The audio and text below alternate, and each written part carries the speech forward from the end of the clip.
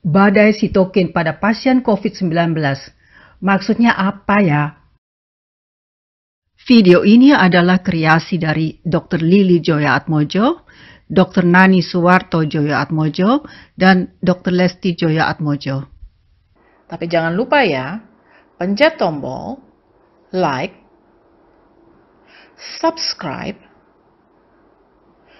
dan share.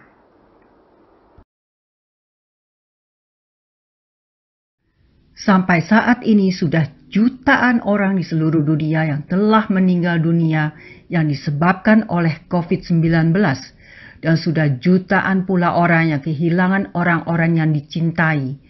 Menurut data yang ada, sekitar 20-30% pasien COVID yang parah mengalami gangguan imunitas yang serius yang dinamakan badai sitokin.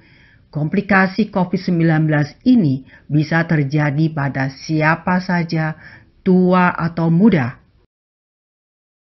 Video ini ditujukan untuk semua lapisan masyarakat. Semoga mudah dipahami dan dapat meningkatkan kesadaran banyak orang bahwa betapa berbahayanya virus corona ini dan betapa pentingnya menjalankan protokol kesehatan serta menerima vaksinasi untuk mencegahnya. Sebelumnya, kita pahami dulu apa itu sistem imun dan bagaimana sistem imun bekerja. Sistem imun juga disebut sistem kekebalan, berfungsi melindungi tubuh terhadap penyakit. Dalam keadaan normal, sistem imun dapat membedakan antara sel-sel tubuh normal dan patogen yang menyerang tubuh kita. Organ dan jaringan yang memainkan peran penting dalam sistem imun adalah yang pertama, thymus, memproduksi sel T, sel imun. Yang kedua, sumsum tulang, memproduksi sel darah termasuk darah putih. Yang ketiga, sistem limfatik, penting untuk fungsi optimal respons imun. Yang keempat, limpa, membersihkan mikroorganisme dari aliran darah. Yang kelima, kulit, menahan patogen dari luar untuk masuk ke dalam tubuh. Semua sel-sel imun mengalir di dalam pembuluh darah. Bagaimana sistem imun bekerja? Ketika jaringan terluka oleh trauma, bakteri, virus, dan lain-lain, sel-sel yang rusak melepas bahan kimia. Bersamaan dengan itu, sel-sel inflamasi atau yang dinamakan sel darah putih di dalam pembuluh darah bergerak menuju area yang terluka untuk merusak zat atau objek asing yang dianggap merugikan. Reaksi tubuh ini menyebabkan area trauma merah, bengkak, panas, dan rasa nyeri. Inilah yang dinamakan respons inflamasi. Respons inflamasi ini penting untuk proses penyembuhan. Apa itu sitokin? Sitokin adalah protein kecil yang berfungsi sebagai pembawa pesan yang diproduksi oleh berbagai macam sel darah putih atau sel imun seperti makrofag, limfosit, sel endotel, sel mast, fibroblast, dan granulosit, dan lain-lainnya. Pada waktu virus menyerang sel tubuh kita, beberapa sel imun memproduksi sitokin untuk memberikan sinyal pada sel imun lainnya bahwa ada patogen yang menyerang.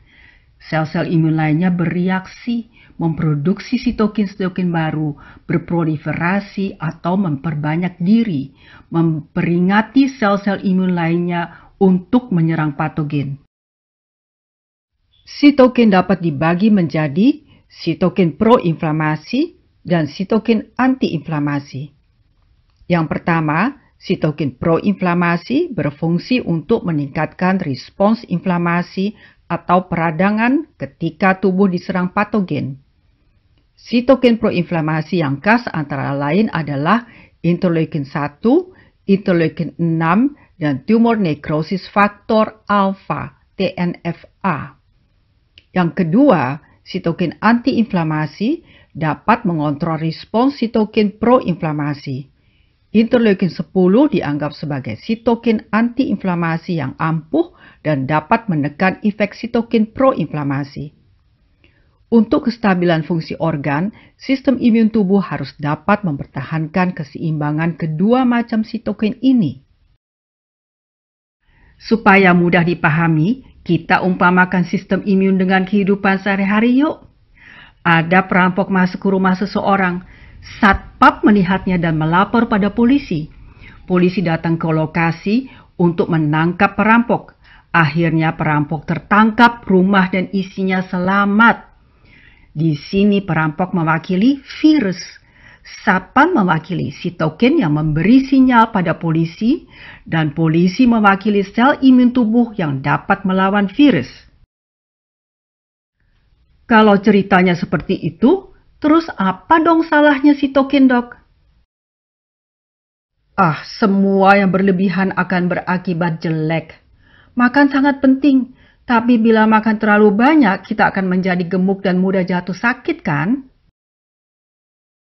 Dalam keadaan normal, bila ada bagian tubuh kita yang terinfeksi, sel-sel imun terangsang untuk aktif di area yang terinfeksi demi melumpuhkan penyerangnya dan memperbaiki kerusakan pada sel-sel tersebut, sedang sel di sekitarnya tetap sehat. Tetapi pada pasien yang sakit parah atau ada sakit bawaan, reaksi peradangan atau respons inflamasi terlalu kuat dan tidak terkendali. Sel-sel imun tidak bisa membedakan sel tubuh dan patogen. Sel-sel normal di sekitarnya ikut dirusak. Kondisi inilah yang dinamakan badai sitokin atau hiperreaktif sistem imun. Faktor yang mungkin memainkan peran dalam hal ini ialah faktor genetik atau bawaan dan faktor infeksi virus yang merajalela seperti COVID-19. Dalam kondisi seperti ini, ketika virus menyerang tubuh kita, sistem kekebalan tubuh mengamuk dan memproduksi banyak sitokin. Lonjakan cepat sitokin ini menarik banyak sel kekebalan tubuh untuk menyerang jaringan paru-paru dan menyebabkan kerusakan dalam jaringan paru-paru. Sekarang kita lihat lebih dalam lagi apa yang terjadi dalam sel paru. Sel imun dan sitokin mengalir di dalam pembuluh darah. Pasien yang menderita badai sitokin memproduksi sel imun dan sitokin dengan jumlah yang sangat besar dan menyerang sel paru. Dengan adanya respons inflamasi, dinding pembuluh darah di sekitar sel paru menipis. Pori-pori di dinding pembuluh darah melebar, atau apa yang dinamakan permeabilitas di dinding pembuluh darah meningkat. Sel darah putih dan cairan keluar melalui dinding pembuluh darah masuk ke sel paru yang terinfeksi. Sel darah putih melepas sitokin, terutama interleukin 1 beta dan interleukin 6, merusak jaringan paru dan terjadi penumpukan cairan di dalam paru. Dengan rusaknya sel endotel dan keluarnya cairan dari pembuluh darah, darah mengental dan terbentuk trombosis. Trombosis dapat menyumbat pembuluh darah. Penyumbatan pembuluh darah ini bukan saja terjadi di paru-paru, tapi juga di pembuluh darah organ lainnya.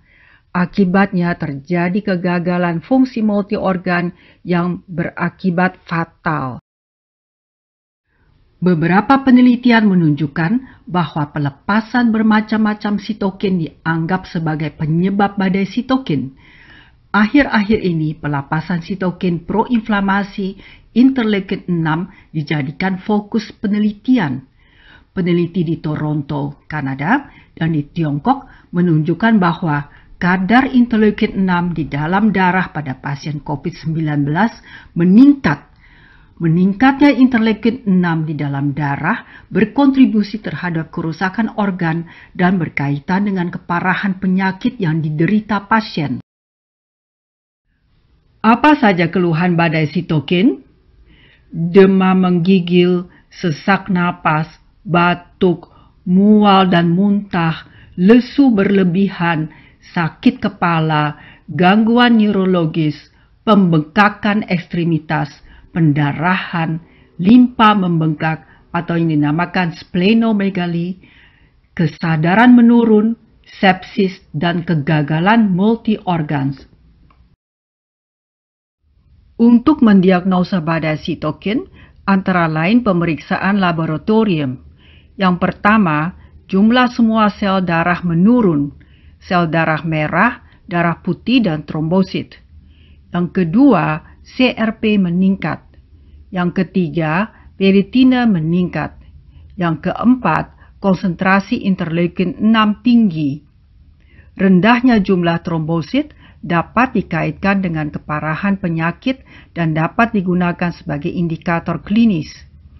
Ferritina juga salah satu indikator yang dapat digunakan untuk mendiagnosa pasien dengan sindrom badai sitokin dan memonitor respons terapi. Semua ini menunjukkan betapa bahaya akibat infeksi SARS-CoV-2 ini. Kita harus berusaha mencegahnya. Akupunktur dapat berperan untuk mencegah kerusakan epitel dan endotel lebih lanjut. Bagaimana cara akupunktur bekerja dalam hal ini? Silahkan ikuti tayang video kami selanjutnya. Semoga bermanfaat. Tetap jalankan protokol kesehatan. Pencegahan lebih baik dari pengobatan. Jangan biarkan virus corona menaklukkan kita. Terima kasih.